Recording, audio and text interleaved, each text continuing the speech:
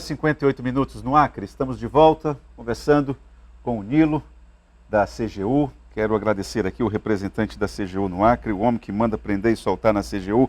Nilo, eu tenho uma dúvida que é a seguinte. Eu vou aqui, claro, simplificar tudo o que você falou aí. E aí eu queria saber as providências. A CGU constatou essas, digamos, possíveis irregularidades. Aí, o governo do estado concordou e disse: não, CGU, eu não vou utilizar o dinheiro da União para poder fazer o pagamento disso aí. No entanto, o governo do estado arcou com esse custo e, aliás, dando ainda um adendo, né, com recursos próprios. Eu queria saber o seguinte, porque, afinal de contas, se a gente for fazer uma avaliação um pouco mais geral, tudo é dinheiro do povo, né? Eu queria saber o que a CGU pode fazer. Tudo bem, a CESACRE gastou o dinheiro da Cefaz, do governo do estado. Mas não tem como vocês dizerem para outros órgãos de fiscalização, escuta, olha, aquilo ali está errado. Vocês fazem isso? Como é que é? Sim, tá. É importante citar que esse relatório ele é público, ele está disponível no nosso site para qualquer cidadão que tenha interesse de entender como funciona o serviço, qual foi a metodologia utilizada pela CGU. Então, qualquer cidadão pode ir lá no nosso site e acessar o relatório na sua íntegra. Além disso, além de todos os órgãos de controle poderem ter acesso a esse relatório de forma pública, a gente encaminhou esse relatório para o Ministério Público Estadual, para a Controladoria Geral do Estado, para o Tribunal de Contas do Estado, e a gente acredita que esses órgãos estaduais devam tomar as providências necessárias para o ressarcimento ao erário dos valores que foram caracterizados como prejuízo para a administração pública. Então a gente ainda pode alimentar alguma esperança de que MP, Tribunal de Contas possam fazer algum tipo de intervenção? Sim, acreditamos que os outros órgãos de controle irão atuar, principalmente para evitar que outras situações semelhantes ocorram. A gente está falando da avaliação de uma unidade de saúde que foi avaliada pela CGU porque utilizou recursos federais. Mas esses contratos de manutenção predial estão sendo amplamente utilizados no Estado nos mais diversos objetos.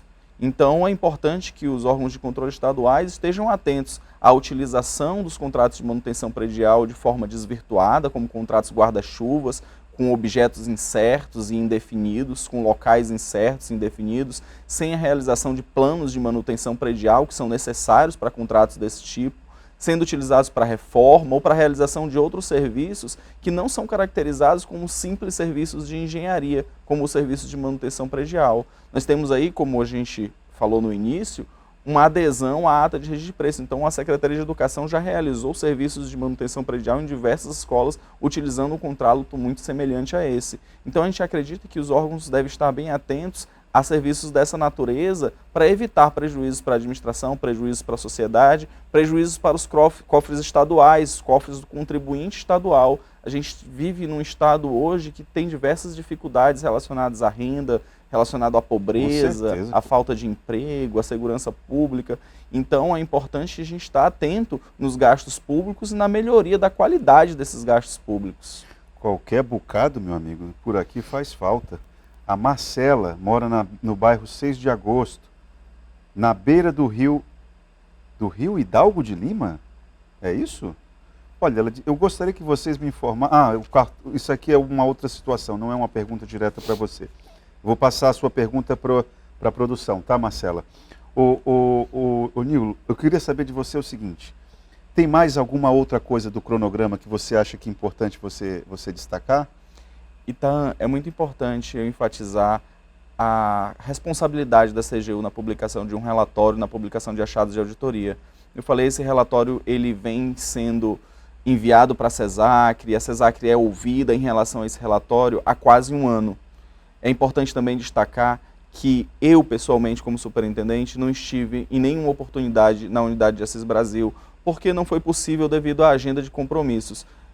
Já fiz isso diversas vezes como auditor, eu sou um auditor da casa, sou um auditor de carreira da CGU, como auditor já fiz visitas técnicas diversas vezes em várias unidades de saúde e em diversos outros objetos da capital, do interior, mas nessa oportunidade eu não fui em Assis Brasil. Esse trabalho ele foi executado por auditores da CGU, concursados, da carreira, que realizaram a visita no prédio de Assis Brasil. Alguns veículos de comunicação com pouca expressão acabaram citando que eu estive recentemente na unidade de Assis Brasil. Eu queria deixar bem claro que eu não fui em nenhuma oportunidade na unidade, eu represento um órgão que é a Controladoria Geral da União no Acre, e na representação desse órgão eu divulgo um relatório que foi publicado por auditores da nossa CGU. Ele foi elaborado por 2 auditores independentes, foi supervisionado por um terceiro auditor, e eu fiz o gerenciamento dos trabalhos de auditoria, que também foram submetidos à nossa sede em Brasília, que apreciou os riscos relacionados à publicação do relatório e autorizou a nossa publicação.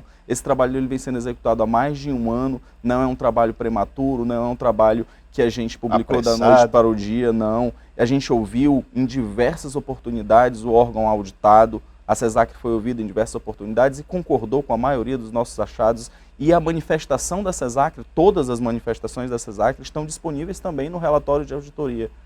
Todas as manifestações da CESACRE em relação aos achados. A concordância da CESACRE em relação a alguns aspectos. Exatamente, estão expressas no documento na sua íntegra, no relatório de auditoria e com a nossa análise da manifestação da unidade.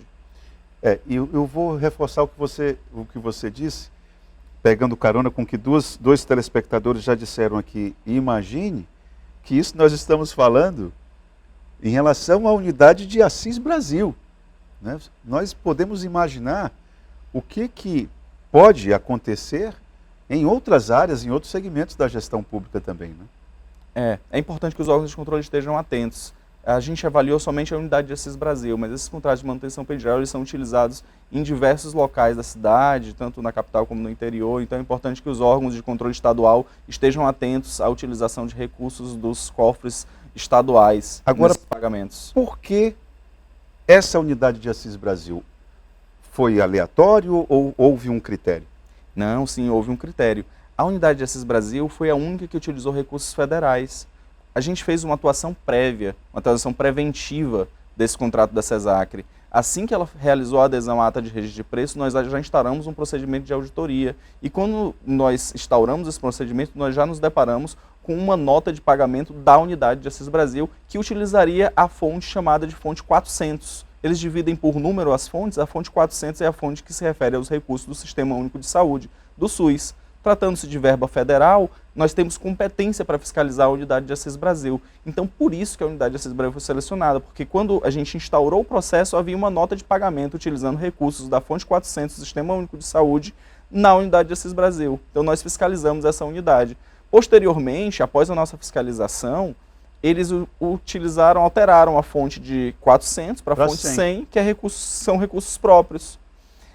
Então, é muito importante eu frisar também que a atuação da CGU, ela trouxe um proveito para a administração, não só pela economia dos recursos federais que não foram gastos nessa despesa, mas também na realização do objeto.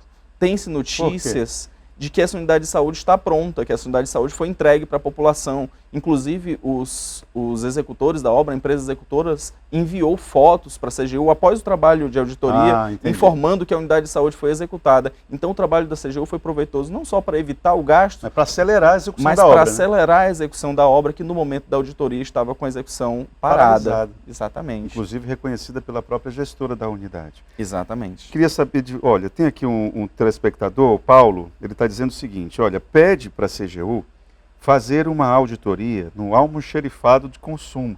Acho que é importante a observação do Paulo para que você explique quando que vocês entram no jogo.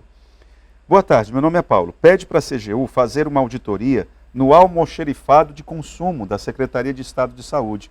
Vão encontrar muita coisa lá. Como é que é isso? Você pode chegar lá, ei, deixa eu entrar aí no almoxerifado e conferir? Não, a gente trabalha com um planejamento de auditoria anual. Nesse nosso planejamento de auditoria anual, apesar dele comportar alterações, mas a gente já define no início do ano quais serão todos os nossos trabalhos realizados. Dependendo do risco de um trabalho de auditoria ou de uma denúncia realizada, a gente realiza a apuração dessa denúncia.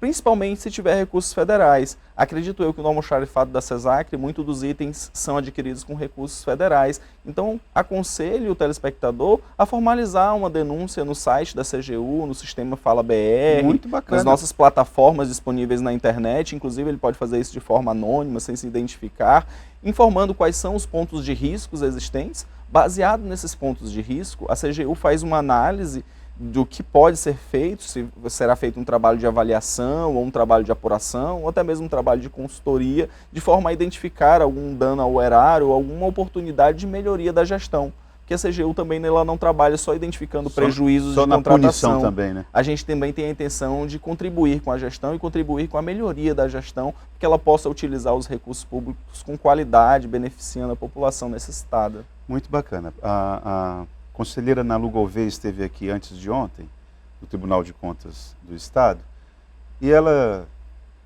vai eternamente ter que responder a uma observação que ela fez na época em que era deputada.